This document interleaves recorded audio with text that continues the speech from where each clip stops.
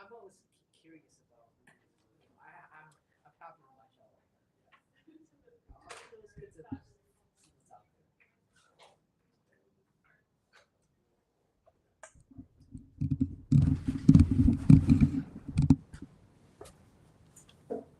But yeah, I do want to go out to Cremona sometime to see the shops. It's so cool. Okay, sound check. Yeah. We'll be starting in probably a few more minutes, seeing if anyone else, or if more people will show up, and then we'll probably just do one last sound check and then get started from there.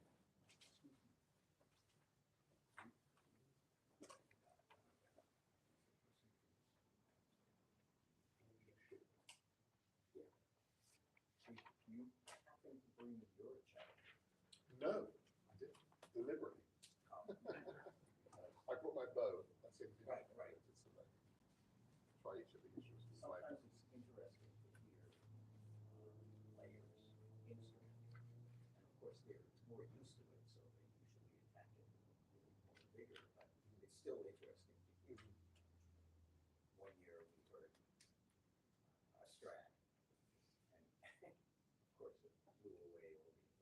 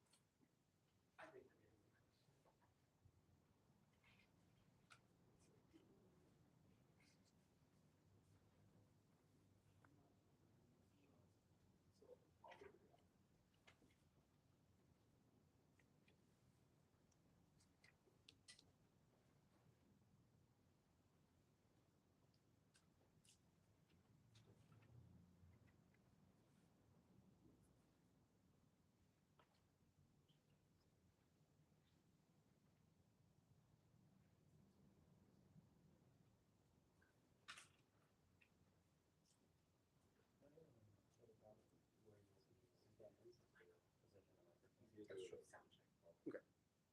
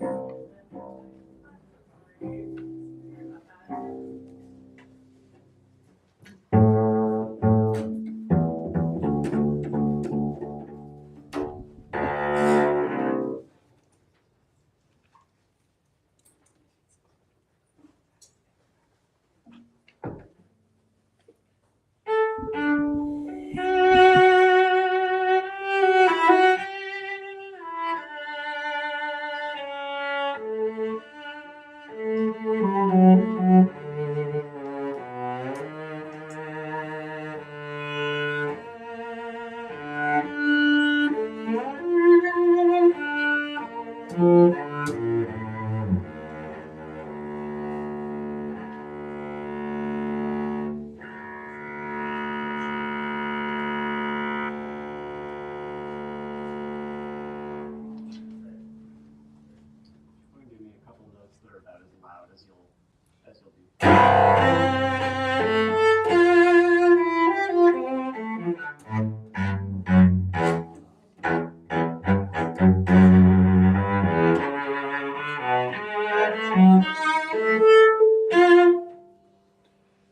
Probably about that. Okay, great. Cool. All right, hello, welcome everybody. Thank you for being here. Thank you, Andrew.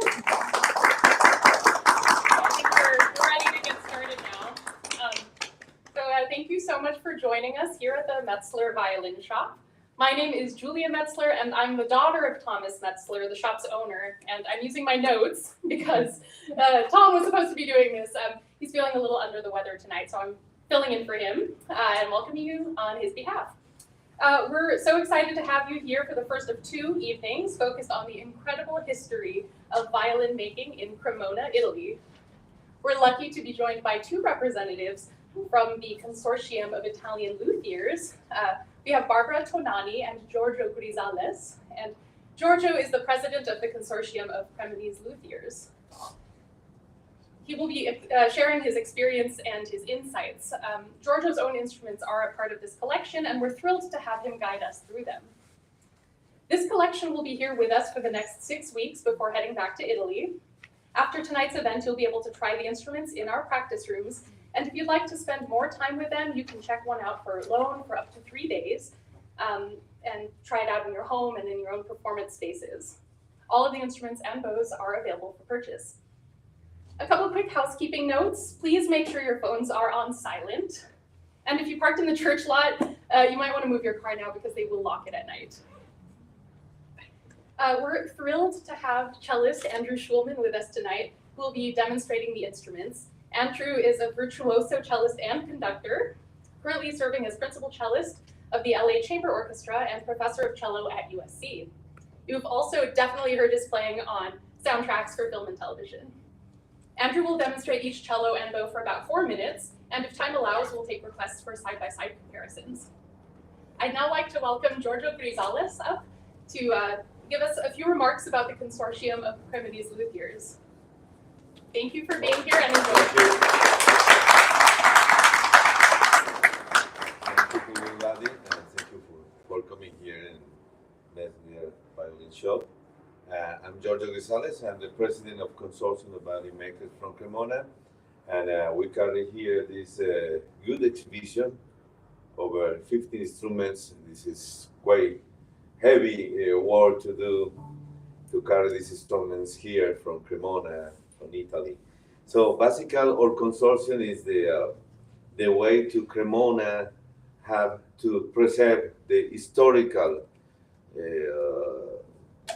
or the how I can tell you the historical way, like Stradivarius passed to us the information about how to make violins, violas, and cellos in the traditional Cremonese system. We combat the person who just write Cremona in the labels, but don't respect the rulers. And for this reason, we create the Consortium of Violin Makers just for protect the person who buy the violins and the makers who made the violins and in general the instruments. So Consortium is over 30 years. We have a small history, but it's good because we also be part of the humanitarian heritage. And our experience of history is just passing the future because our instruments for sure continues to be the tradition of Antonio Stradivarius, Guarneri del Gesù, and all the good maker in the past in Cremona. Thank you for coming here, and now we listen the cellos from my colleagues from Cremona. Thank you.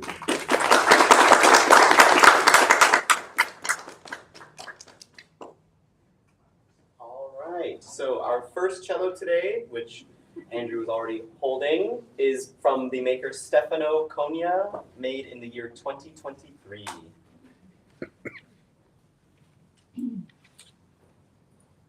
Very, very pretty varnish on the front. You probably see it. I mean, certainly close up, it looks very nice. And a nice flamed back. So,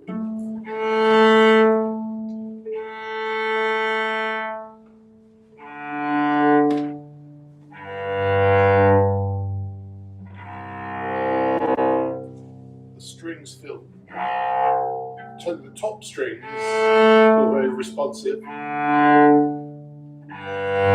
The spirochords are a little harder to get to speak, but they do work.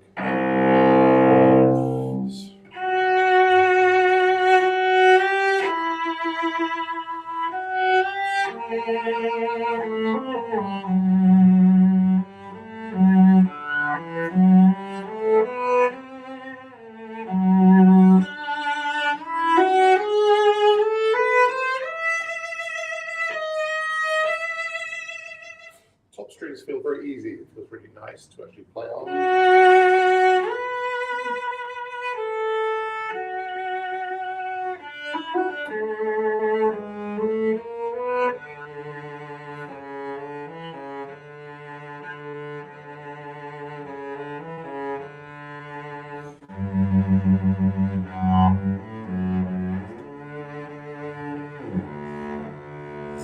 I noticed this when I was warming up.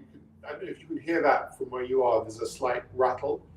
I think the setup of the instrument is a little bit too low for the low strings. If I really want to do attack, you can hear that. You know, even near the bridge, you hear the rattle of the string. That's the setup. That's something that can be adjusted.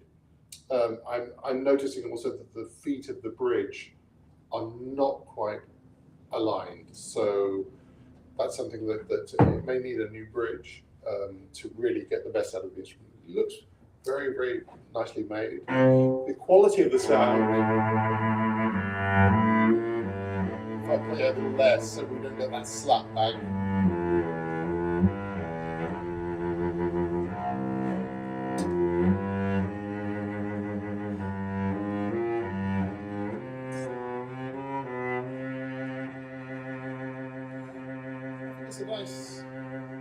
throaty quality. But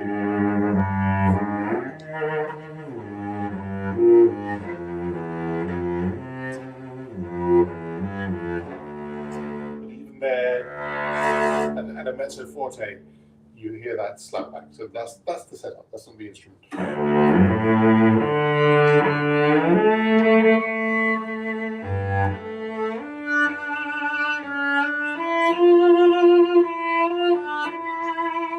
Quite a nice quality high up on the D string.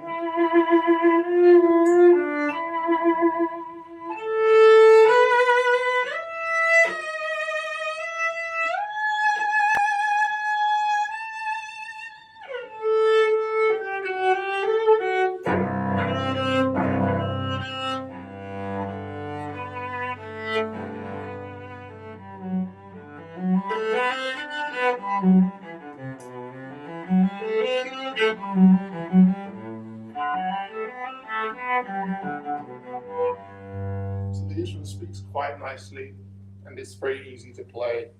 But I would definitely suggest that the setup is changed, just to get the maximum out of the bass of the instrument. The top of the instrument, it's quite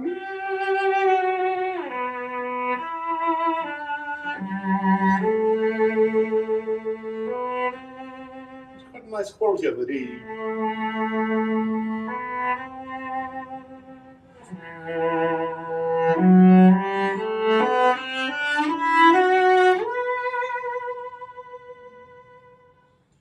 So it's a nice instrument. It plays well, and I think it could be even better with a really good setup. All right. Am I being flashed? I'm being flashed every 4 minutes. Is that right? Who's flashing? Oh, right. Did you flash me? I didn't see it. So you have to do it much more. All right. Our next cello that Andrew's getting set up here is from the maker Michele Dobner, made in the year 2021.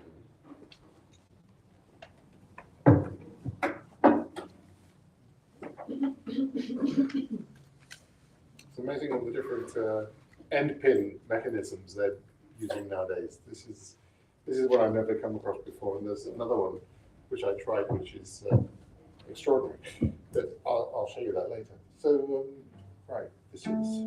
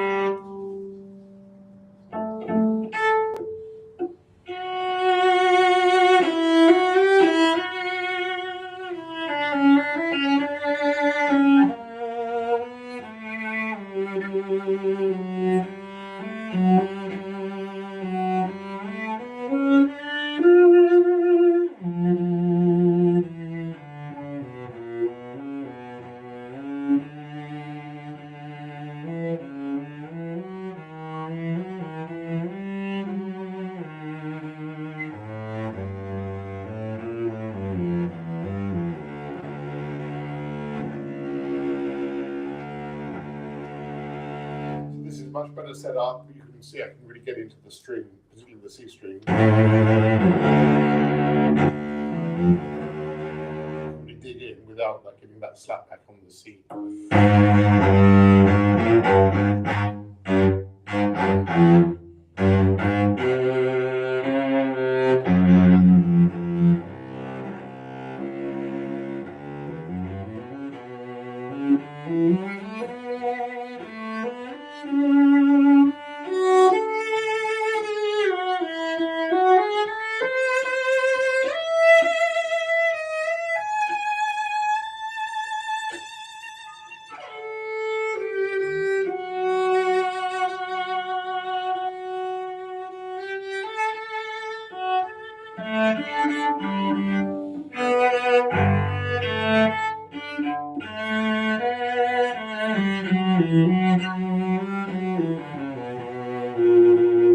Yeah, I didn't look at the back of this. You see, it's a nice back, much more kind of plain finish. they haven't tried to antique it too much. So it's interesting, and a little less easy to speak on the A string. I need to coax the sound a little bit. So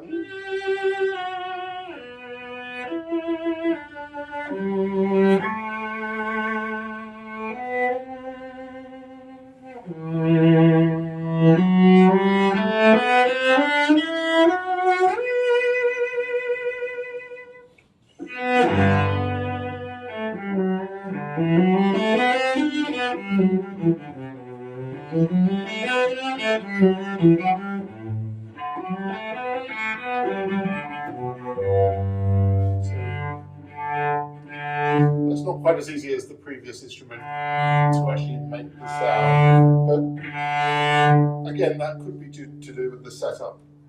The feet of the bridge and also still not quite touching the wood of the belly, which I like to see every last tiny, micromillimeter touching the belly, so that all the sound that you're putting into the instrument is going straight into the belly of the instrument.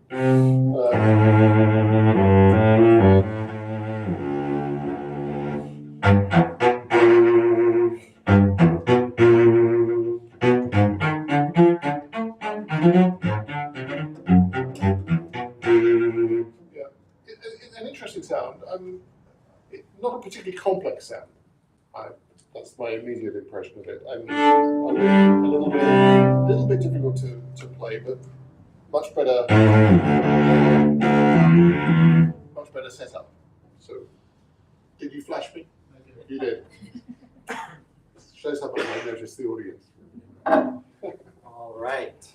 The next cello tonight is from Giorgio Grisalis himself, and made in 2023.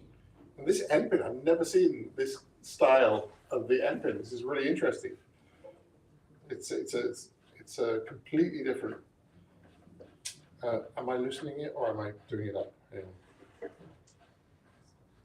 I can't tell which way I'm going. Ah, that's it. So it's clockwise to tight. Right. I have to use my brain to take the end. Great.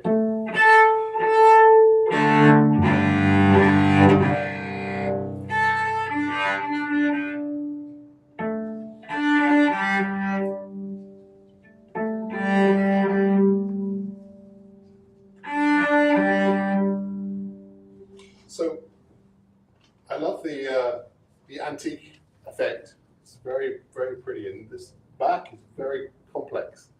I like all the colors in it. It's great. Might be interesting to know, what is this modeled on? Is this a Guarnerius model or? Yeah, it's Joseph Guarnerius. Yeah. Filius Andrea is the father of Giuseppe Guarneri del Gesù. Filius Andrea, the fifth Guarneri in the family.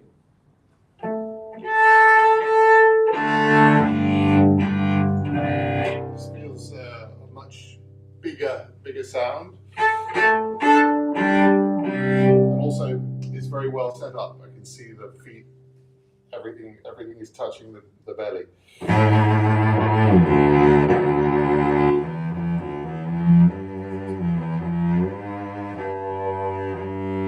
So when I play loud on the C string, I feel like if I can get into the sound and it doesn't growl,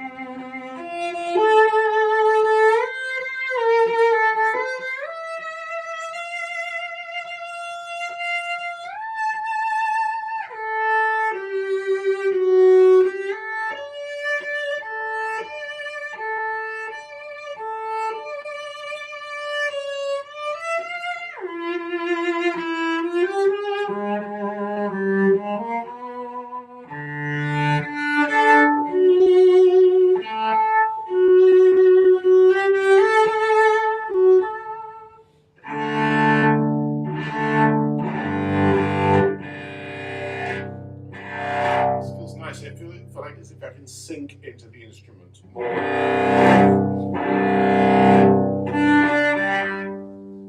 These strings, I notice a lot of cellists use these spirochord strings, which I don't particularly like. I don't use them myself. About 15 years ago, Lynn Harrell introduced me to the Parastro permanent strings, which are a little bit thinner, a little bit more like gut, actually. The sound of them is a little more like gut, and the feel of them, they're much more easy to hear. Actually, this is for spirochord.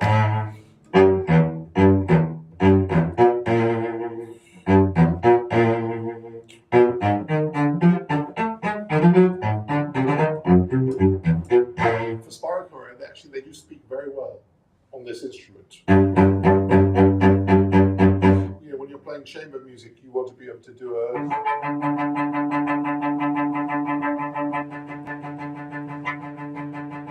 You need very, very quick response, particularly on the lower strings. And the Parastro ones are perfect for that, because they're a little bit thinner, a little bit lower tension.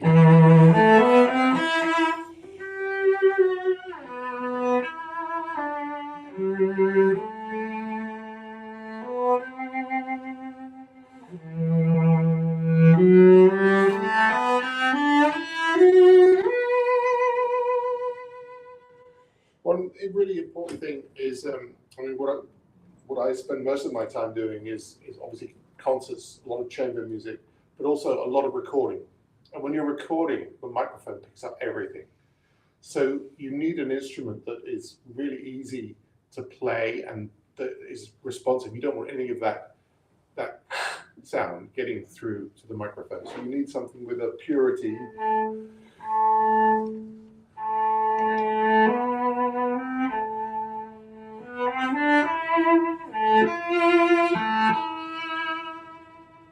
This stop feels a little bit bigger. It feels as if I'm playing slightly flat on this. Yeah, I need to stretch a little bit more, so the distance between the nuts and the bridge is a little bit more. It'd be interesting to know if that's actually the case, or if it's just my imagination, or if it's something else. But very nice instrument, beautiful. I love the back. It's not a one-piece back, is it? It's not a one piece. It is one piece. It's great French history. There's a line here. That wood is a door in the church in Cremona. Oh, right. So it's a completely one-piece back, which is very unusual, but also very, very difficult, isn't it? Sometimes because the instrument can't really adjust because, you know, it stays in one piece. Yeah. Yeah. You can believe it's over 300 years old. Is the front is two pieces or one? Yeah, 2 pieces. 2 pieces. Great. Yeah. No, they just change the door and we use the central part. Yeah.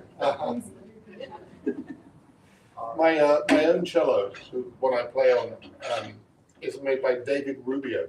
Did you ever hear of David Rubio? And it was built in 1988. And unfortunately, he died probably about 20 years ago, maybe longer. And he bought a huge amount of wood from Eastern Europe. And he had a lifetime supply, but unfortunately he didn't use it. So I don't know whatever happened to all the wood that he bought, but he spent a lot of money on buying all that wood. So what's this? Our next cello here is made by Paolo Rizzo, in the year 2025. So finished very a baby cello, age-wise. Very interesting flame. Again, the 2-piece back this time. Is it actually? No, maybe one piece back. No, it is a 1-piece. You're right. It just looked like a 2-piece, 1-piece back. Yeah. Is that the style now that most people are making 1-piece backs? Oh, For cellos? well, if you found the wood, of course, they prefer to do Right. the cellos in 1-piece back. And the belly? Belly is 2 pieces. 2 pieces.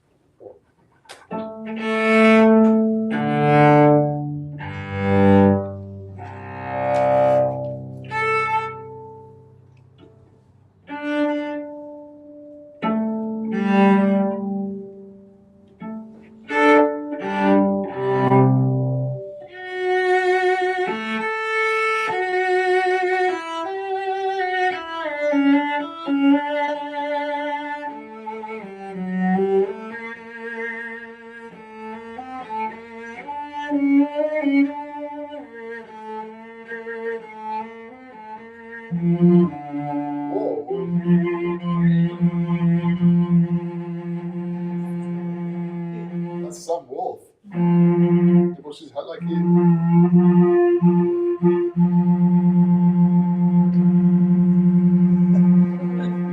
That's an incredible wolf.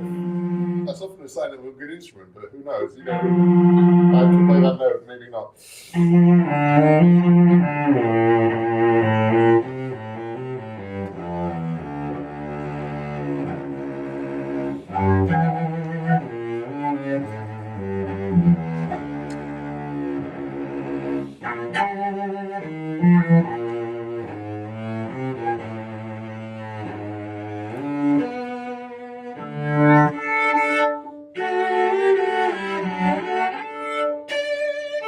The stop is much more like my own instrument, so it feels very natural. The stop being the distance between the bridge. I know exactly where that D is. That F sharp.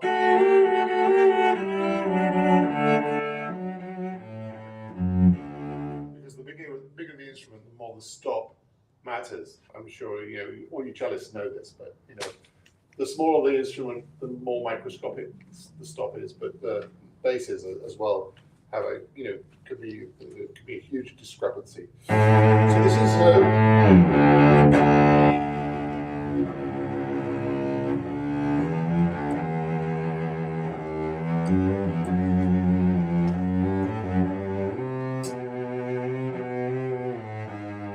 Interesting. This is just 2025.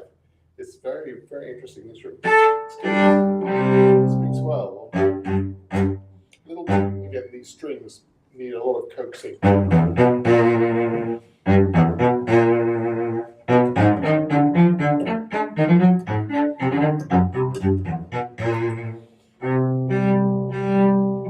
Often with the harmonics, you hear the quality when it rings on. You can hear more of the instrument. Of course, when I play, I add vibrato and I add my own colors to the sound, but the purity of the open string, when you play something like a little bar, it doesn't speak quite as easily.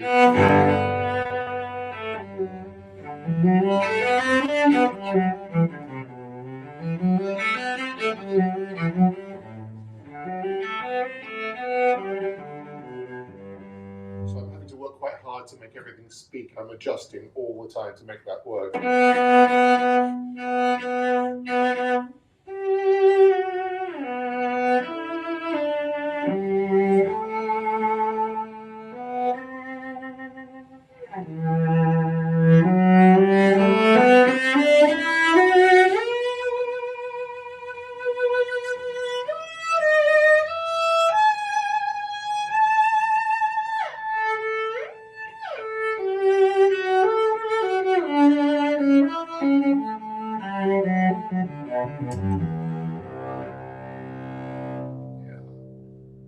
Interesting. Flash. Okay. Our next cello today is made from Carlos Roberts in the year 2024.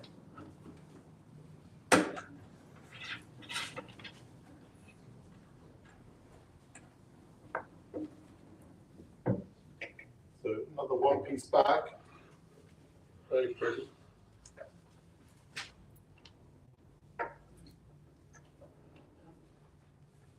Interesting, lots of different colors depending on the way the light catches it. I can see that there's a lot of complexity to the wood there. At the front, no aging at all. There's no attempt to make it look older than it is. So this is 2024.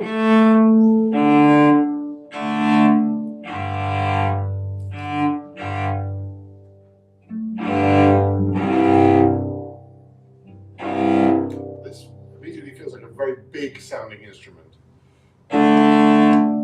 Just the open strings. We'll have to see how it's set up.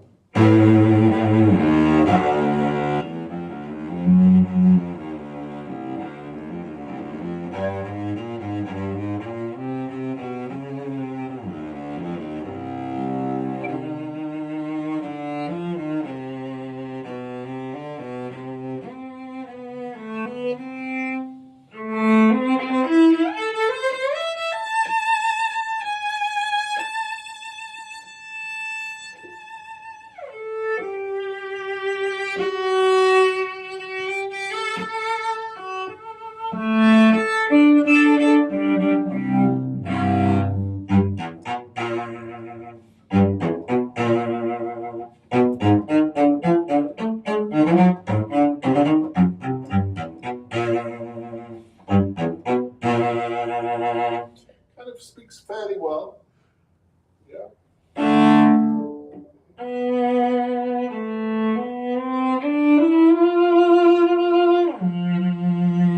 Has a throaty quality on the D string. Another wolf there. There it is. Just below F sharp.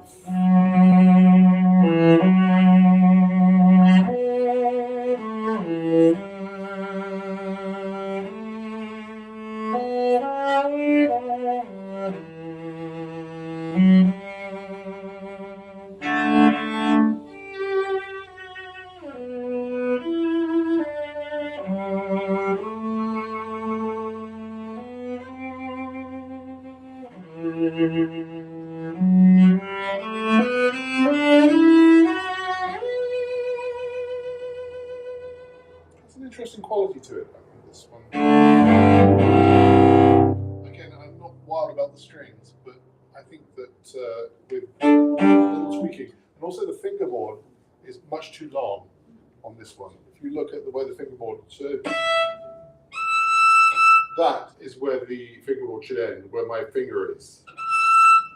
It should be on top E, and it's about 3/4 of an inch too long. So that could easily, shave off, and that will take a bit of weight off the instrument as well. Just the little bit of bath, maybe. So it didn't speak quite as easily.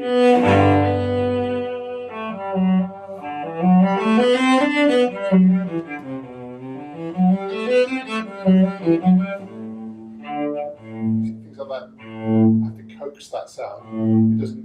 I can't just use any bow speed on it. A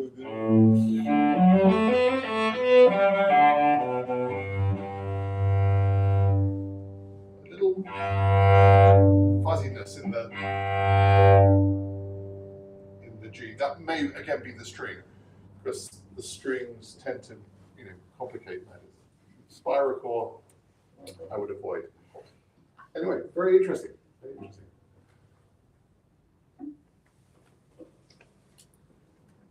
Our next cello today is from the maker Pasquale Sardone in the year 2025. It also finished earlier this year.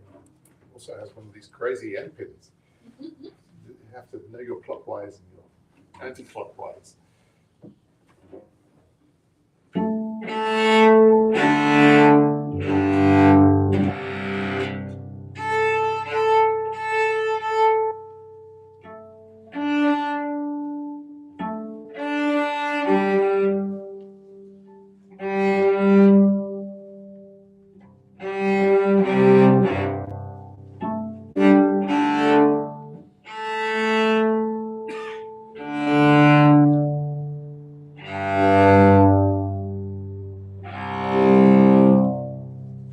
Speaks very easily.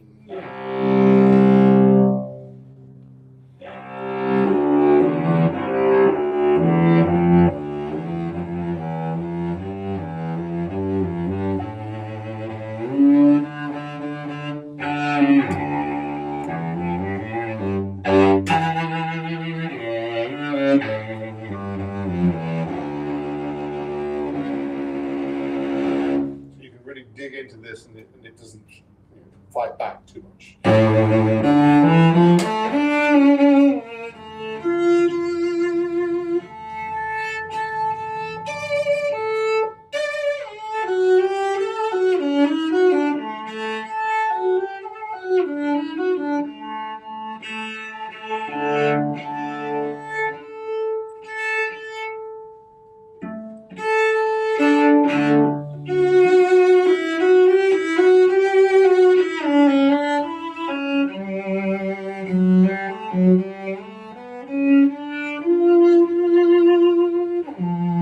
It's a very important area of the instrument, this upper D string, because often, particularly when you're recording, if you play here and they want a softer sound. Single B. So this has to speak really easily. We're playing like the Schumann concerto.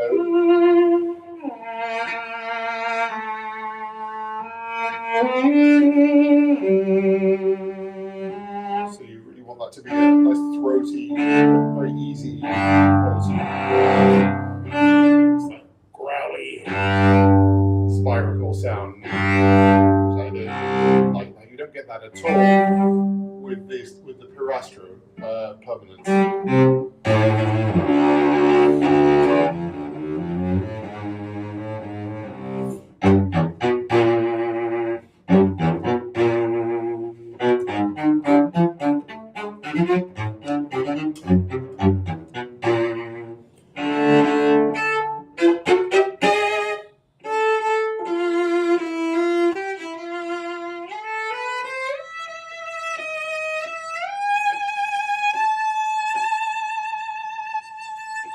Very good top.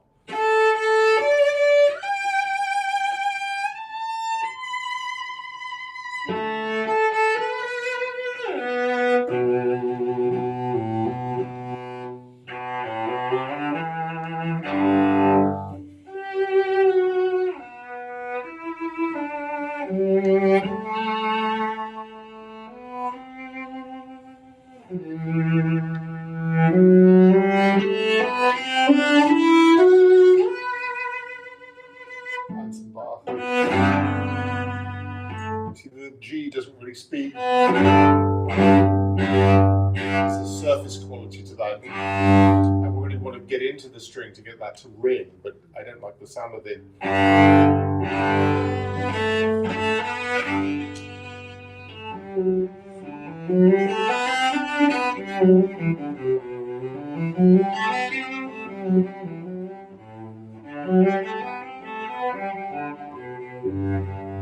One can coax the sound out of it, though it still works well. Interesting. This was 2025? Yes. Yeah.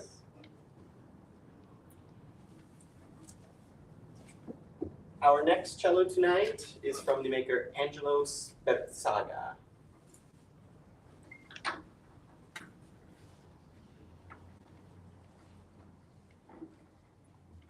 So, again, no aging. Doesn't look like any aging at all on it.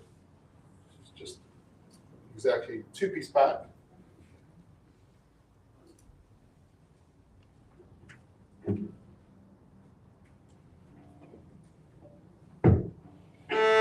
Again, the fingerboard, it looks very long to me. That's an important thing for cellists because we need visually, we need to see that E is a visual help for us. So that should be where the end of the fingerboard is. So again, about 3/4 of an inch too long for my taste.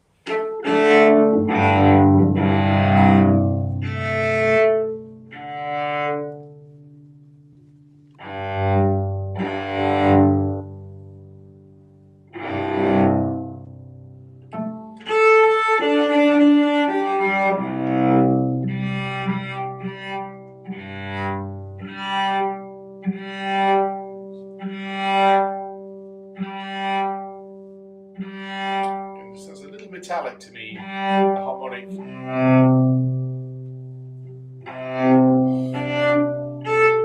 Top strings are better.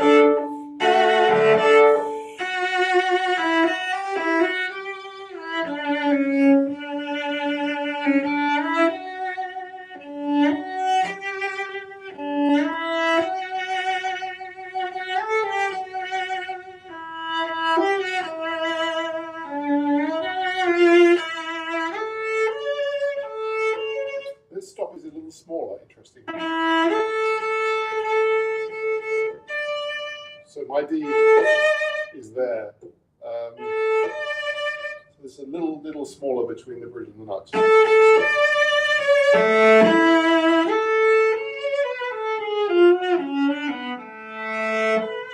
Not too much. One can get used to that. You know, when you've played on it for a week or something, you just get used to the smaller stop.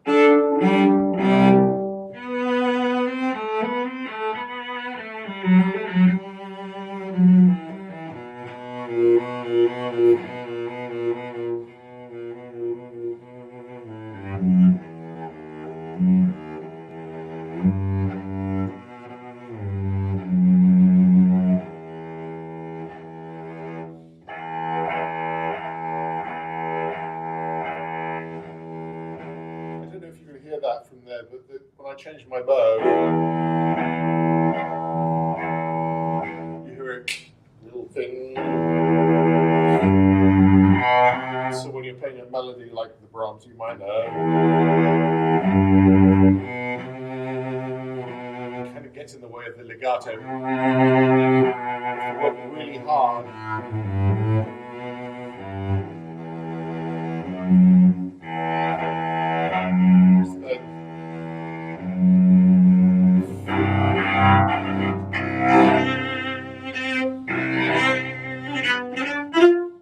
some cellos like that work better for louder things and for softer things, maybe not so much. I want to make a really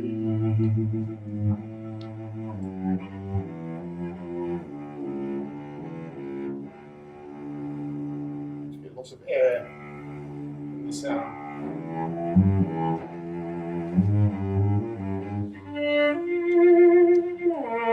The D is nice.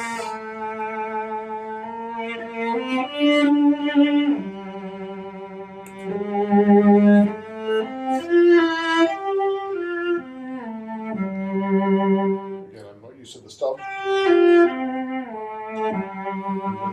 Small.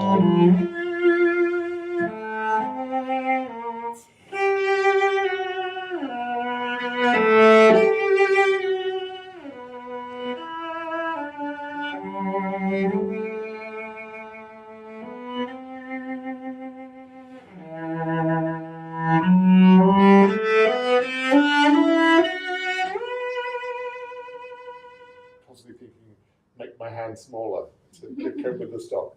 The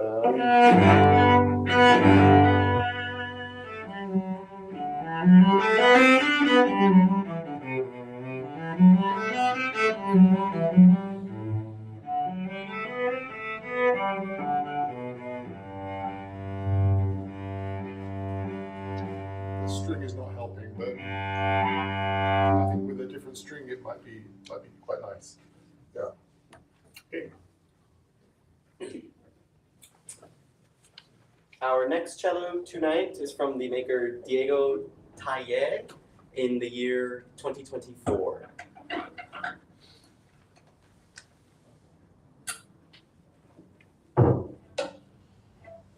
So we have a two-piece back.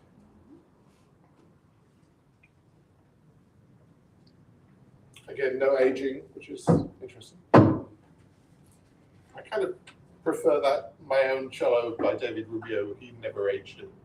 He just it just now looks old because it's been used since 1988. So it looks like an old cello now.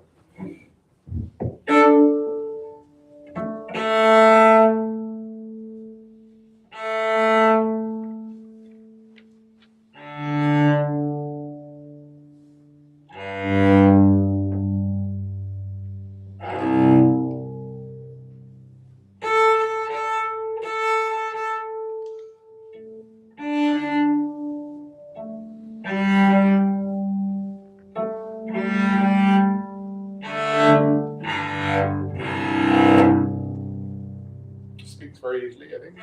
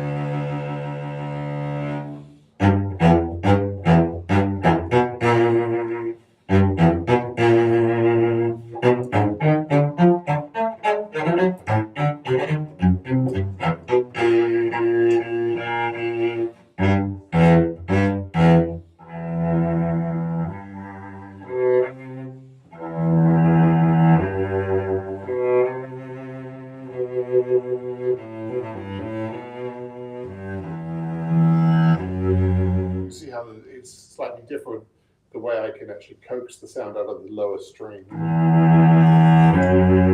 It's not so hard to change.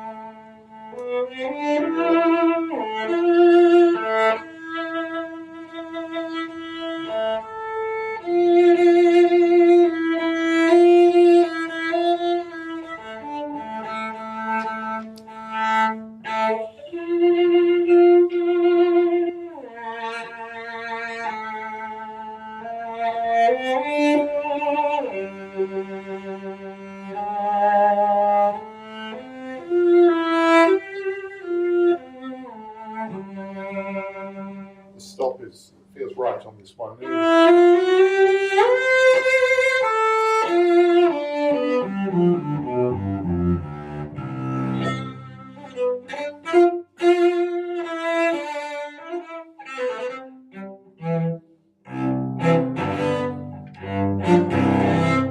Speaks pretty well, this one. Let's try the string doesn't feel quite as singing as some of the other.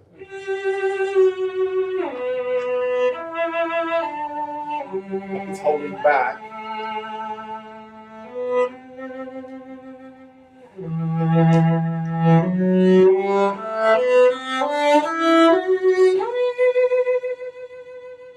Maybe it makes it quite a nice quality.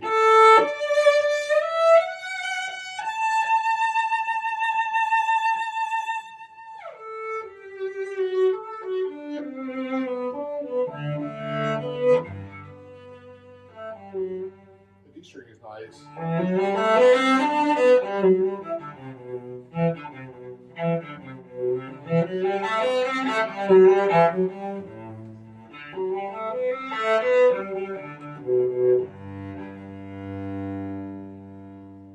Interesting. Yeah, I think that's could be good. Okay, and our final cello for the night is from the maker Andrea Barazzani in the year 2024. Space Age N Pen. I'm sure you could get an app now for the N Pen. You can just like type in how long you want it, and then you can just go.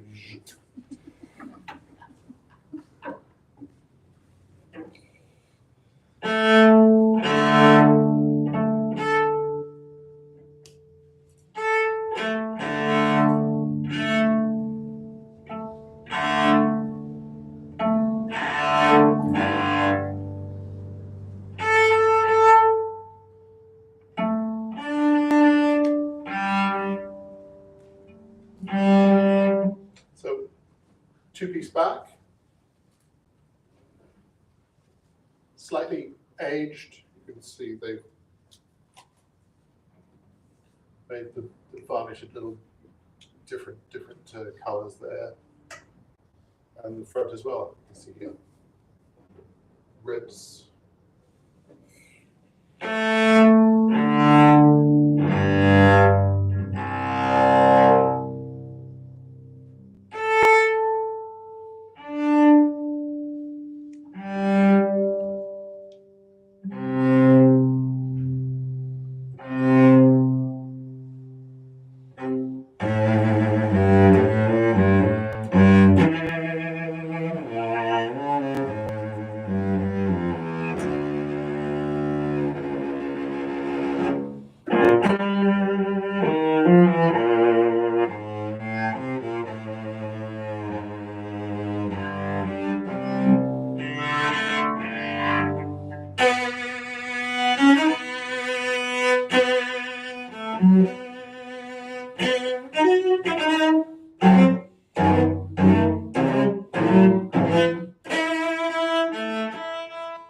Again, slightly small.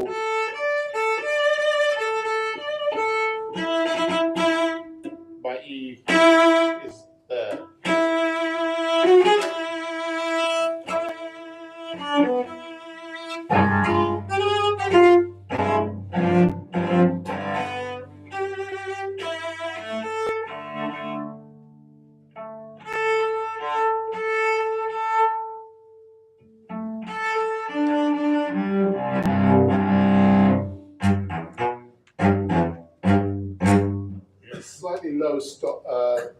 the action is slightly low, so you're getting a little bit of slap back.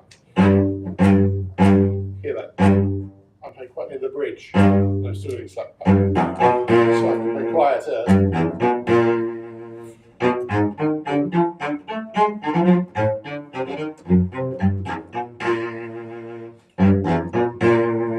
So that's a little bit of a setback, which I think it's quite a big sounding instrument, but I think it just needs a different setup. Notice that again the feet aren't quite touching the belly.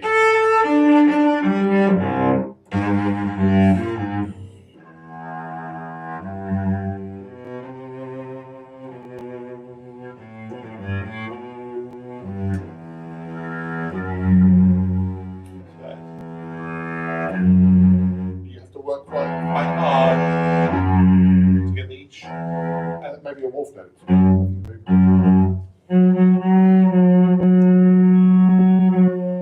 Yeah, it's in between F and F sharp.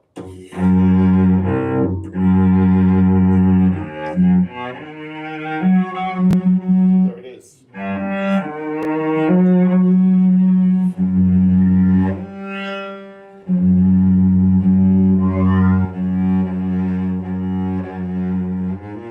You can get little things on the string to stop the wolf.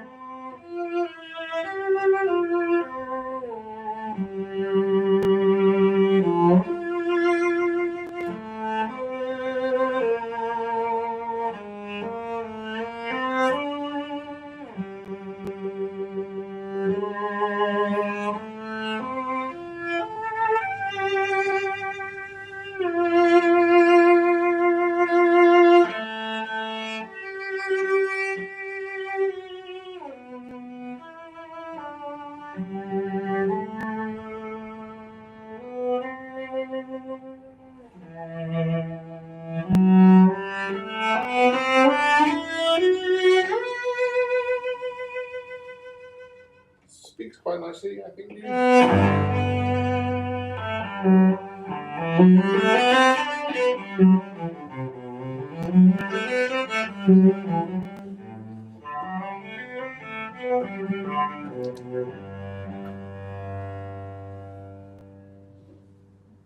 Now some bows, is that right? Correct. Yeah. Yeah. So that's the end of the cellos. Does anyone want to hear any of the cellos again? With anything, any slightly different sounds? Looks like we're good. Looks like we're good. Okay, so we have 2 cello bows tonight. The first cello bow we will do is from Lorenzo Lazzarato, and it weighs 81.8 grams. Right. Can we try it with your cello? Sure. Yeah. Great.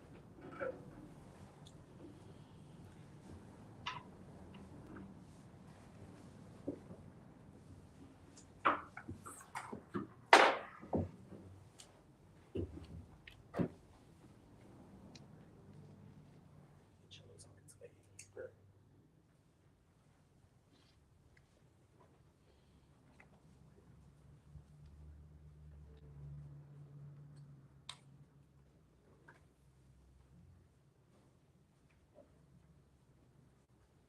That's great. This looks like very much like my Sartori bow, which is having a rest at the moment. But nice. So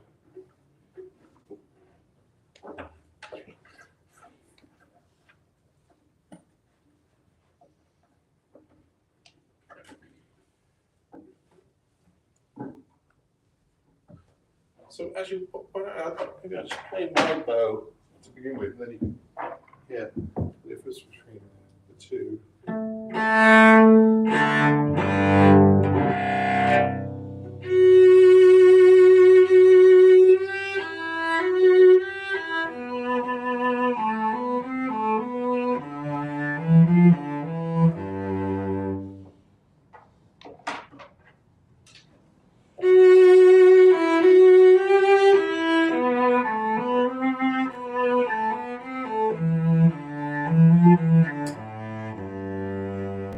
So it feels like it's quite a heavy bow, but it's well balanced. It feels kind of much chunky. I generally like light bows, really very light, and this is very light and strong.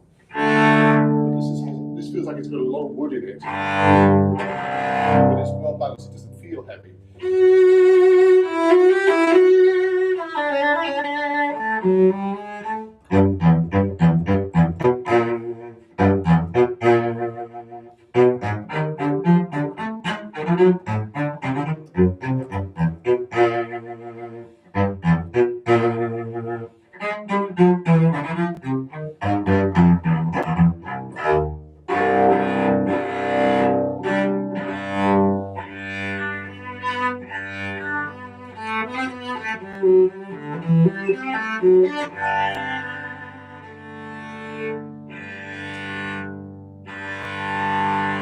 It's a good bow.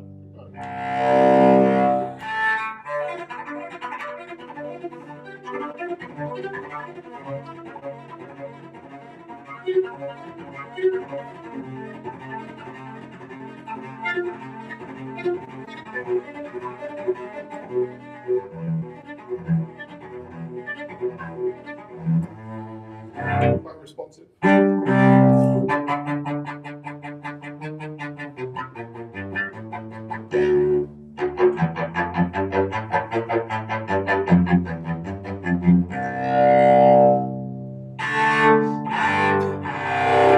Yeah, good.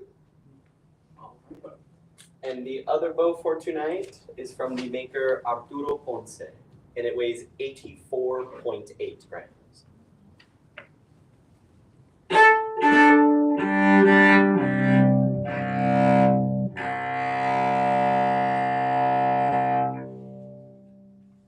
Very different head. This one's much more sort of smoother kind of, and this is more upright.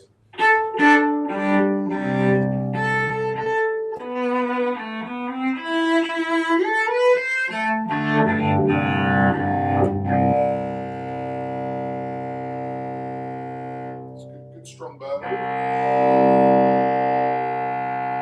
This is 84 grams. What was the weight of the previous one? 81 point. The first one was 81.8, and this one's 84.2. No, that's interesting because that one felt heavier. Isn't that interesting? This feels more like mine, and it feels it's very thin here and very strong.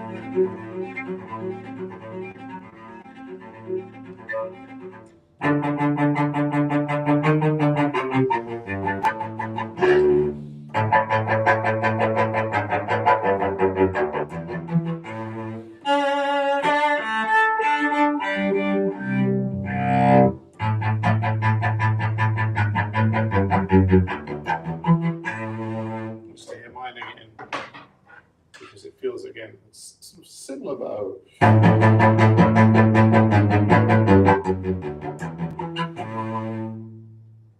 Hear any difference? This feels slightly more centered. slightly woollier sound. Of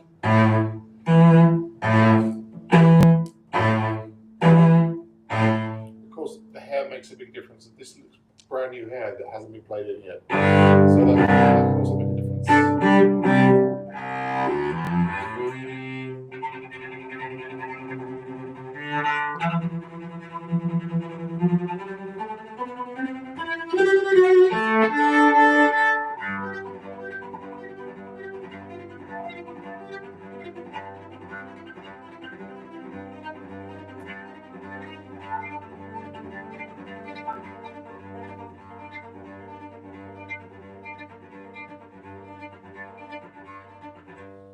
It's controllable. It's good. It's good. With the hair played in, it could be good. Yeah. Fantastic. Please join me in thanking Andrew Shulman. Any requests? Any of the instruments that you maybe caught your eye or ear rather that you want to hear again? I just have a question. Sure.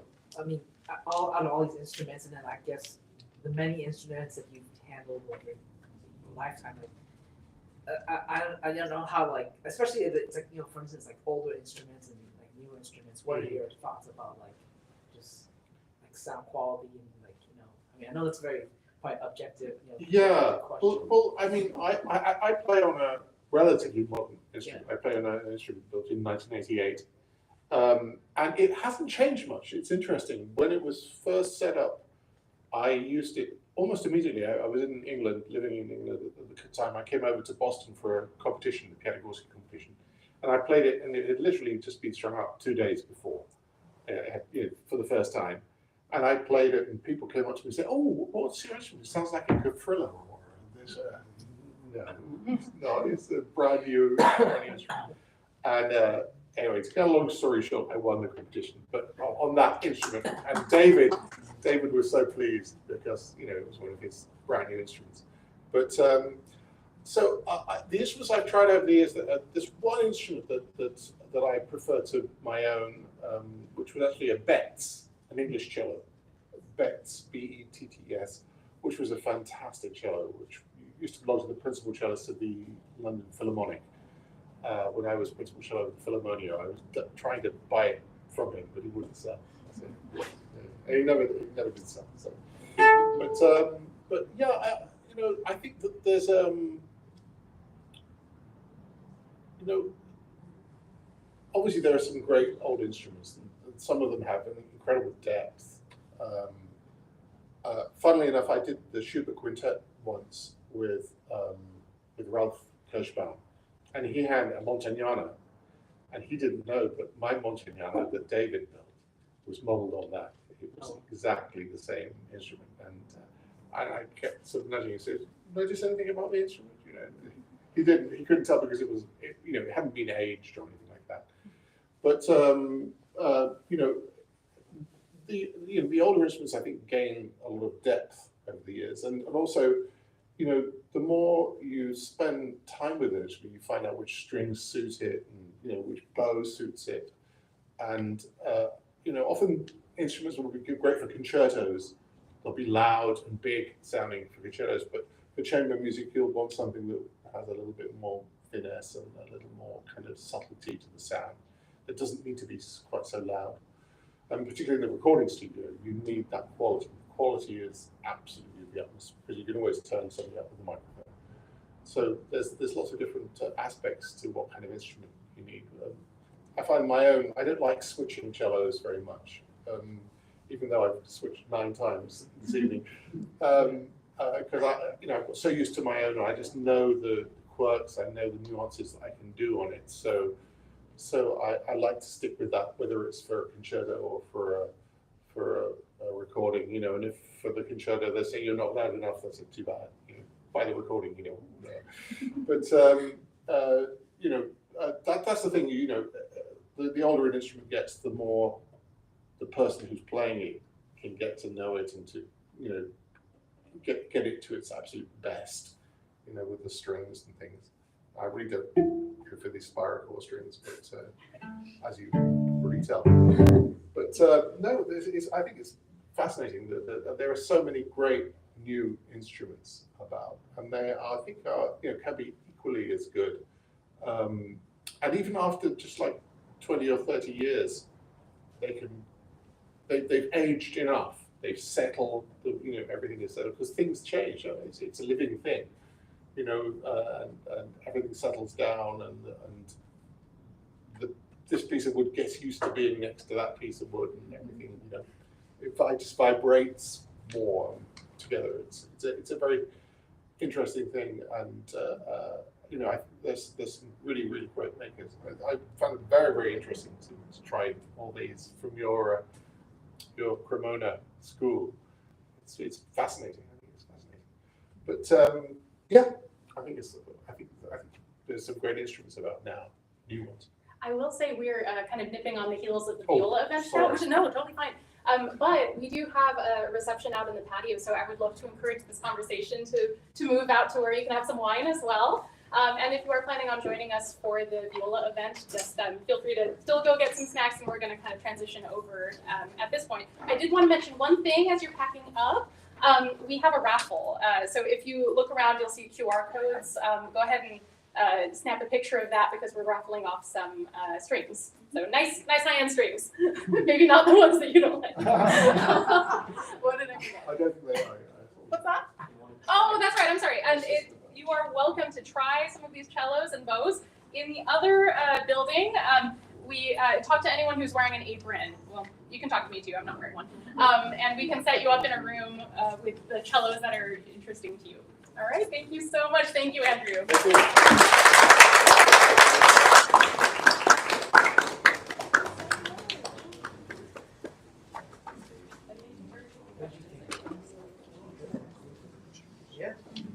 You have to work really hard to discern even the minor. I mean, when you're playing. Roberto, come. Yeah, Of course. Oh, yeah, I used to be in the string quartet. Yeah, we think.